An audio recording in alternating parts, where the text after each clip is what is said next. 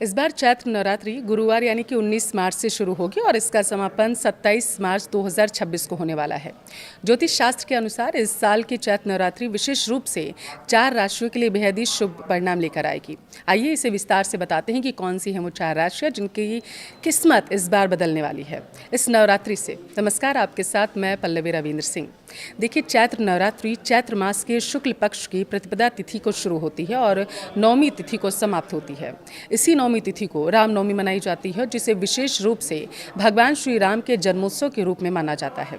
इसलिए चैत्र नवरात्रि न केवल देवी दुर्गा की पूजा के लिए बल्कि भगवान राम के स्मरण के लिए भी बेहद खास रहती है।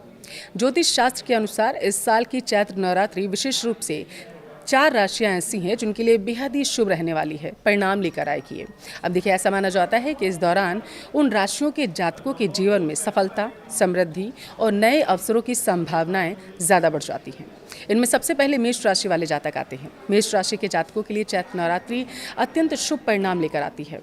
कार्य क्षेत्र में नए अवसर आएंगे और इसके साथ ही अचानक आर्थिक लाभ भी आपको मिलेगा। देखिए, आपकी आर्थिक स्थिति में पहले की तुलना में ज़्यादा सुधार हो जाएगा।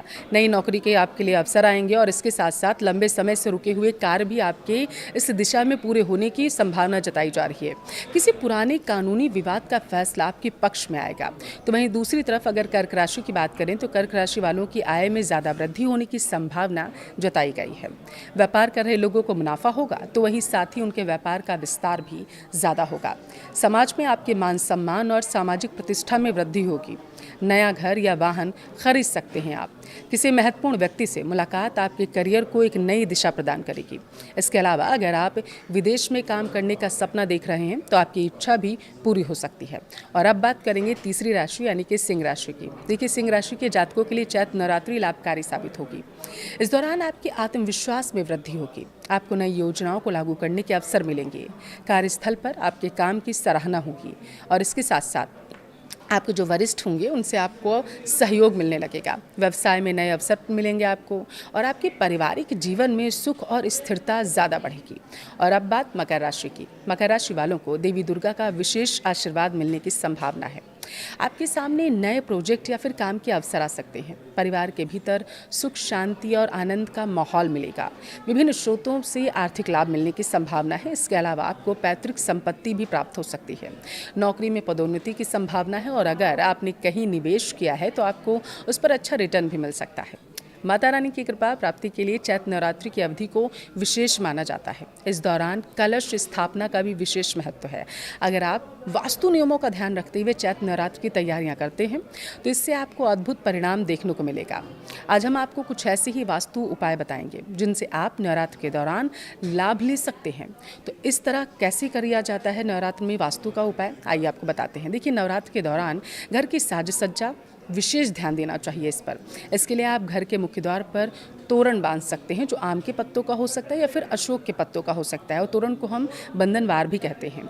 यह न केवल घर की शोभा बढ़ाता है बल्कि जो नेगेटिव एनर्जी होती है उसे भी घर में प्रवेश करने से रोकता है और मंगल ऊर्जा का संचार करता है। पूजा घर की दीवारों पर हल्के पीले, गुलाबी और सफ़ेद आदि रंगों का इस्तेमाल करना चाहिए। ये रंग मानसिक शांति प्रदान करते हैं और ऊर्जा के स्तर को बढ़ाने में भी मदद करते हैं। तामसिक रंगों जैसे काले, नीले और भूरे रंगों का इस्तेमाल पूजा के कमरे में आपको नहीं करना चाहिए, क्योंकि यह रंग सकारात्मक जो ऊर्जा होती है उसमें बाधक बनते हैं। वास्तु के अनुसार आपको अपने पूजन कक्ष को भी हमेशा साफ सुथरा रखना चाहिए और इससे दिव्य शक्तियाँ आपके घर की ओर आकर्षित होती हैं। कलश स्थापना की दिशा क्या होगी ये जानिए। देखिए, हिंदू धर्म में कलश को सुख, वैभव और मंगल कामनाओं का प्रतीक माना जाता है। अगर आप वास्तु नियमों का ध्यान रखते हुए इसे स्थापित करते हैं तो इससे वास्तु दोषों का भाव कम होता है। और वास्तुशास्त्र में उत्तर पूर्व यानी कि ईशान कोण को ईश्वर का स्थान माना गया। यहाँ सर्वाधिक सकारात्मक ऊर्जा होती है। ऐसे में आपको इसी दिशा में कलश की स्थापना करनी चाहिए। माता की प्रतिमा और अखंड ज्योति की स्थापना भी ईशान कोण में ही करनी चाहिए।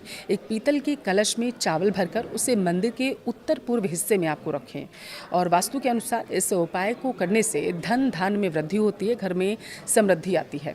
कलश स्थापना के दौरान समय मन में शुद्ध भाव आपको रखना है ताकि आपको पूर्ण लाभ मिल सके।